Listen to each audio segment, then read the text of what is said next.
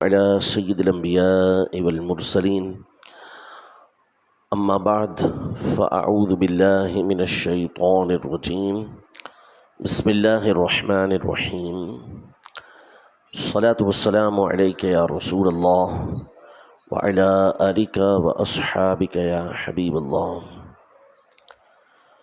حضرت سیدتنا عائشہ صدیقہ رضی اللہ تعالی عنہ فرماتی ہیں کہ رسول پاک صلی اللہ تعالیٰ علیہ وآلہ وسلم نے ارشاد فرمایا، احب الاعمال الی اللہ ادومہ وان قل، یعنی اللہ کی بارگاہ میں سب سے جو محبوب اور پسندیدہ عمل ہے وہ عمل ہے جو ہمیشہ کیا جائے اگرچہ کہ تھوڑا ہو۔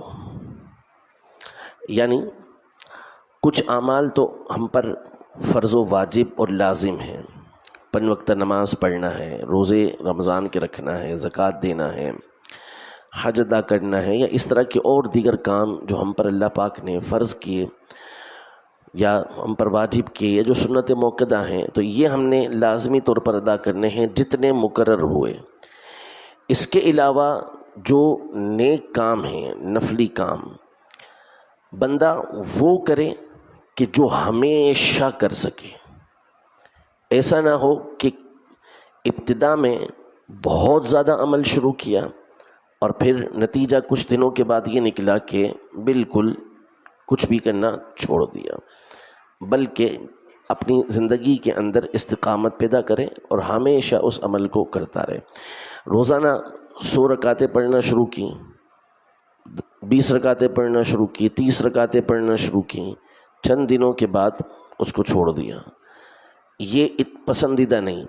اس کے برعکس روز 2 رکعتیں پڑھ رہے ہیں لیکن پابندی کے ساتھ پڑھ رہے ہیں، یہ اللہ کی بارگاہ میں پسندیدہ ہے۔ حضرت سفیان بن عبداللہ رضی اللہ تعالیٰ عنہ، صحیح مسلم شریف کے حدیث پاک ہے، بارگاہ رسالت میں حاضر ہوئے اور حاضر ہو کر عرض کی، یا رسول اللہ صلی اللہ علیہ وسلم، مجھے کوئی ایسی بات ارشاد فرمائیے کہ لا اسألک عنہ احدا بعدک، کہ میں آپ کے بعد لا اسأل عن احد، کسی سے بھی اس بارے میں سوال نہ کروں، کوئی ایسی جامع بات مجھے ارشاد فرما دیں۔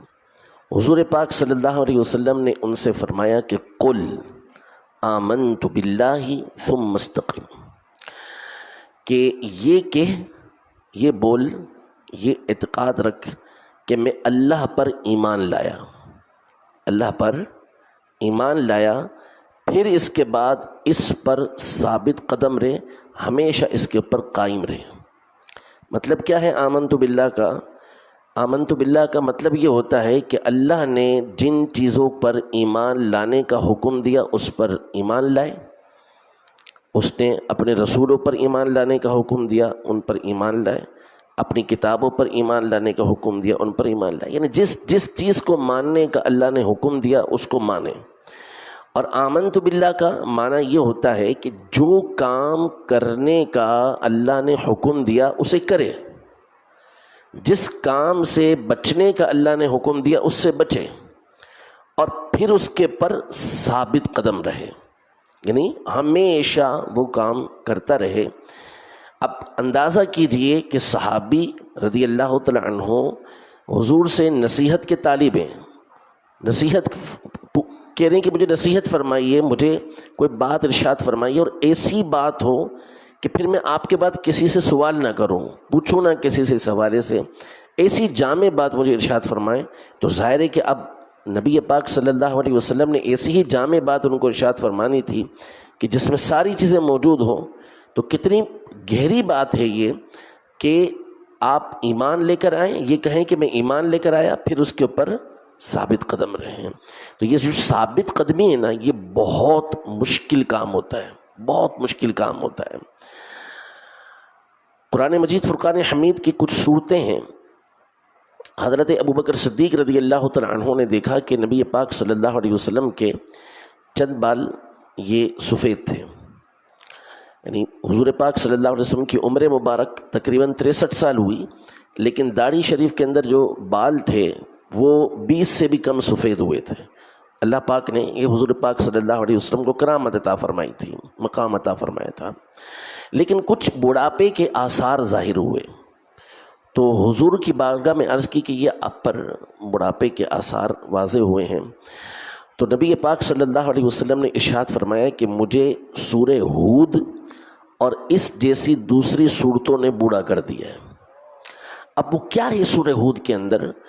تو ایک تو اس میں اور اس جیسی دیگر صورتوں کے اندر قیامت کا تذکرہ ہے، قیامت کا تذکرہ ہے. پھر مزید علماء یہ ارشاد فرماتے ہیں کہ اصل میں سورہ ہود کے اندر یہ ہے کہ اس میں اللہ نے فرمایا کہ فاستقم کما امرت ومن تاب معک، یعنی جیسا آپ کو حکم دیا گیا ہے آپ اور آپ کے ساتھ وہ لوگ کہ جو اللہ کی بارگاہ میں رجوع کرنے والے یعنی مسلمان، جیسا حکم دیا گیا ہے اس پر ثابت قدم رہیں، اس پر ثابت قدم رہیں، یعنی ہمیشہ اس پر پابند رہیں.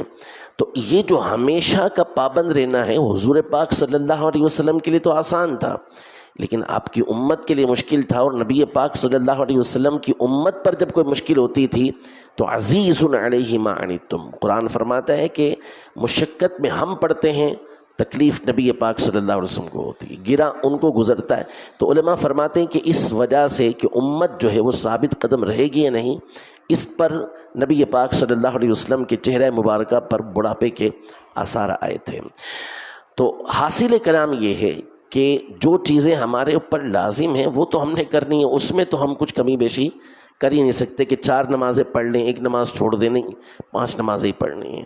جو واجب کی اللہ پاک نے وہ ہم نے کام کرنا ہی ہے، جو سنت موقدہ ہے وہ ہم نے کام کرنا ہی ہے.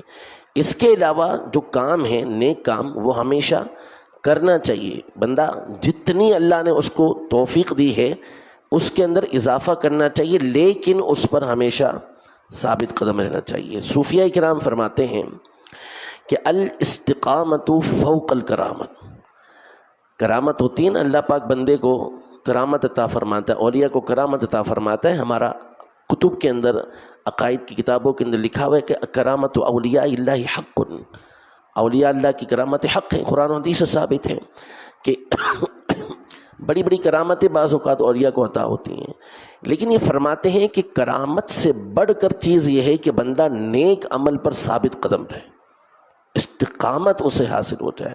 قرآن فرماتا ان الذین قالوا ربنا اللہ ثم استقاموا تتنزل علیہم الملائکہ، جنہوں نے یہ کہا کہ ہمارا رب اللہ ہے پھر اس پر ثابت قدم رہے، اللہ ان کے اوپر فرشتوں کو نازل فرماتا ہے. موت کے وقت ان کو خوشخبری دے رہے ہوتے ہیں کہ اللہ تخافوا، کوئی خوف نہ کرو، ولا تحزنوا، غم زدہ بھی مت ہو، وابشروا بالجنۃ التي کنتم توعدون، تم اس جنت کی بشارت حاصل کرو جس کا تم سے وعدہ کیا گیا ہے.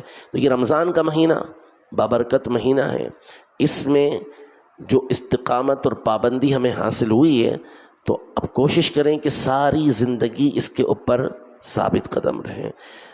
یہ تو میں نے بتا دیا کہ جو فرض ہمارے اوپر ہیں اس پر یہ نہیں کہ ہم کوئی اس کے اندر کوئی گنجائش نکال سکیں، ایسا نہیں ہوگا.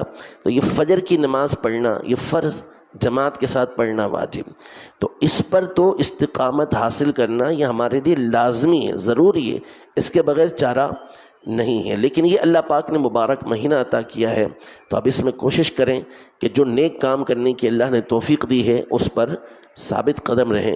رب العزت جل وعلا ہم سب کو نیک اعمال کرنے اور اس پر ثابت قدم رہنے کی توفیق و سعادت نصیب فرمائے. آمین بجاہ النبی الامین صلی اللہ تعالی علیہ وآلہ وسلم. اعوذ باللہ السمیع العلیم من الشیطان الرجیم، اعوذ باللہ السمیع العلیم من الشیطان الرجیم، اعوذ باللہ السمیع العلیم من الشیطان الرجیم، بسم اللہ الرحمن الرحیم. واللہ الذی لا الہ الا ہو عالم الغیب والشہادۃ هو الرحمن الرحیم. هو اللہ الذی لا الہ الا ہو الملك القدوس السلام المؤمن المهيمن العزيز العزيز الجبار المتكبر سبحان الله عما يشركون هو الله الخالق البارئ المصور له الأسماء الحسنى يسبح له ما في السماوات والأرض وهو العزيز الحكيم.